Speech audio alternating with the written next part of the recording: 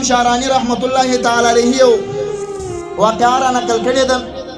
وایي چې کله جنتیان جنت ته ولاړ سي او دوزخیان دوزخ ته ولاړ سي، وایي په جنت کې به جنتیان څه داسې متحیر پاته سي.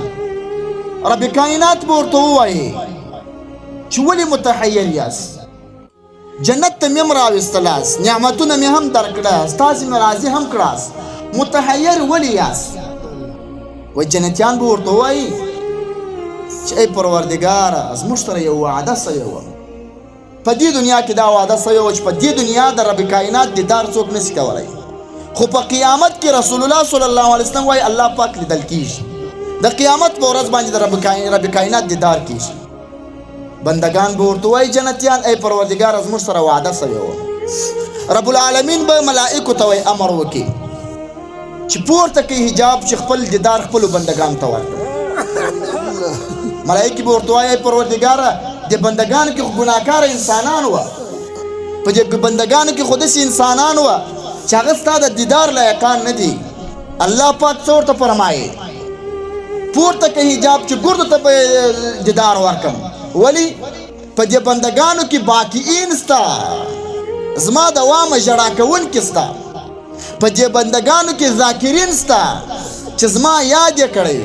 او دا داسې ټولۍ ده د ذاکرینو ټولۍ، د خائفینو ټولۍ، د باقیینو د ژړا کوونکو ټولۍ، دا داسې ټولۍ ده چې الله پاک وایي دې ته زه خپل دیدار ورکوم. مشکات المصابیح الفاظ دي د ذکر په مجلس کې چې کم سړی د سیل دپاره راغلی وي، خالص د اعتراض و د غلا او د دې دپاره نه چې د سیل دپاره راغلی، الله رب الجلال وایي هم جلسا لا یشقا فیهم، دا هغه ډله ده چې په دوی کې بدبخته نسته، رب کائنات وایي ما بخښه ورته کړې ده. صحیح الفاظ د مشکات. دا یو روایت دی.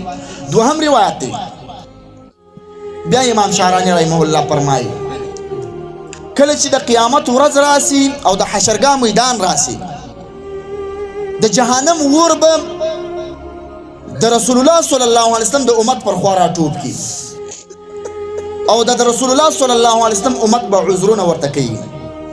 د جهنم اور ته به وایي ای اوره پر موږ مه راځه، د هغو خلکو په خاطر چې د الله دوامه یې لمونځونه کړي، د هغو خلکو په خاطر پر موږ مه راځه چې د الله دوامه یې روژې نیولې. اور به نه ګرځي. وروسته به په دې واقعه رسول الله صلی الله علیه وسلم خبر سي. رسول الله صلی الله علیه وسلم فرمایي ما ته به 2 ګیلاسه قدر اوبه راکول سي او په دې 2 ګیلاسه باندې به د جهنم اور مړ سي، دا خواته به بالا نه سره. دا څنګه 2 ګیلاسه اوبه دي؟ رسول الله صلی الله علیه وسلم وایي د الله پاک څخه پوښتنه وکړه.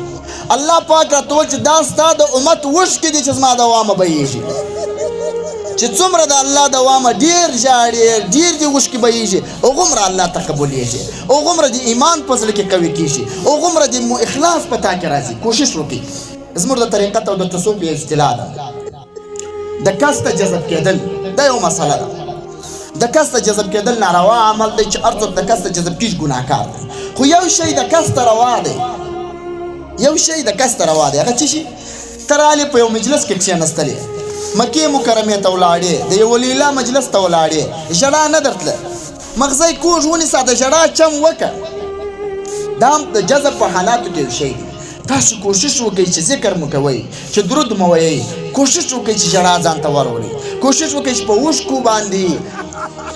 اوښکو باندې الله رب الجلال ذکر وکړي. د حضرت عمر رضی الله تعالی عنه دا امیر المؤمنین دی، هغه شخصیت دی چې د رسول الله صلی الله علیه وسلم په وخت کې دومره کسانان نه وو مسلمانان سوي لکه د حضرت عمر صاحب په وخت کې رضی الله تعالی عنه. دومره عظیم شخصیت دی، خو دومره د الله رب الجلال څخه بیرېدی چې په دغه اوښکو څخه یې دغسې لارې راغلي، تکې تورې لارې راغلي وې. دومره به د الله رب الجلال دوامه وژړل.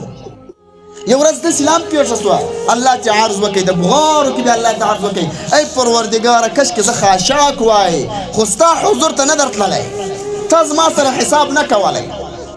ابراهیم علیه السلام ډېر ژاړي، دومره وژاړي چې په ژړا کې داسې ځای پر ځای را پرېوځي.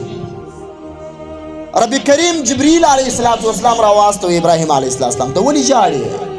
ته خو ابراهیم خلیل الله د الله دوست یې، ته ولې ژاړې؟ ابراهیم علیه السلام وایي چې کله د الله رب الجلال قهر او دبدبه په یاد کم دا مې ګر سره کې د مغزه وځي چې د الله دوست یم، بس د الله دوامه ژاړم بغارې دومره به وی ژړل چې 1 کیلومتر هاخوا د ابراهیم علیه السلام سلګۍ خلکو اورېدلې.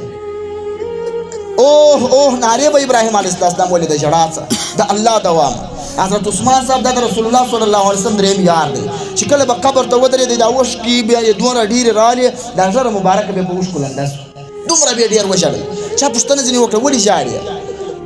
دی ورته وایي دا اول منزل دی دا قبر، که په دغه کې سړی کامیابه سو تر یوم القیامته کامیاب دی بیا به جنت ځي، او که په دغه منزل کې ناکامه سو بیا به تر یوم القیامته ناکامه روان.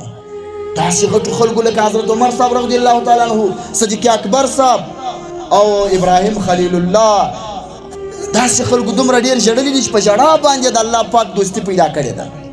امام ابو حنیفه رحمت الله تعالی علیه دا زموږ ستاسو د مذهب امام دی.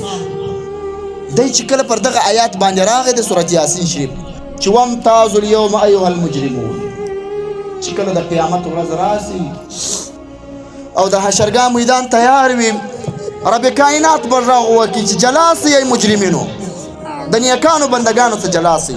امام ابو حنیفه رحمه الله وایي که رب کائنات په مجرمینو بندگانو کې جلا کړم بیا به زه څه کوم؟ بېهوشه سو، د دې د بېهوشۍ حالت باندې راغی. ابراهیم بن ادهم فرمایي چې کله د آیات به د ده په مخ کې چا ووایه به د بېهوشۍ حالت په راغی. زرارة بن ابي اوفا دا یو تابعي دی، یو قارئ مخکې سو دا آیات یې ووایه فاذا نقر فی الناقور، څنګه به یې هغه ورځ چې د حشرګاه میدان تیار یو په شپېلۍ کې پوسې چې درځئ د حشرګاه میدان ته بوڅ راواوښتی ځای پر ځای وفات شو. بحث ابن حکیم امام ترمذي رحمه الله د بحث ابن حکیم هر روایت حالات ذکر کوي دا ثقه راوی دی. بحث ابن حکیم فرمایي اول د هغه کسانان څو چې په ځولۍ کې مې مور ته ور وایي چې د الله دوام دا سړی وفات شو. حضرت عمر صاحب رضی الله تعالی عنه دومره د الله پاک څخه بیرېدی، په دریم صف کې ولاړ دی، دریم صف یې شاته زوی ولاړ دی عبدالله بن عمر صاحب، هغه وایي دا د ده ژړا مې اورېدل د الله دوام. نو هر څه ګوره په طریقت کې که د کس ته پورته وغورځې ګناه ده، که راولاړ سې بل په څوک ووایې ګناه ده د کس ته، یو خو غیر اختیاري ده، خو یو شی نه ده پکښې ګناه چې هغه رسول الله صلی الله علیه وسلم په لم تبکو فتباک، که چیرې ژړا نه درتله مغزی کوږ ونیسه د ژړا چم وکړه، که ذکر کوې که درود وایه مغزی کوږ ونیسه، کوشش وکړه چې وژاړه، که ژړا نه درته د ژړا چم وکړه. بسم الله الرحمن الرحیم.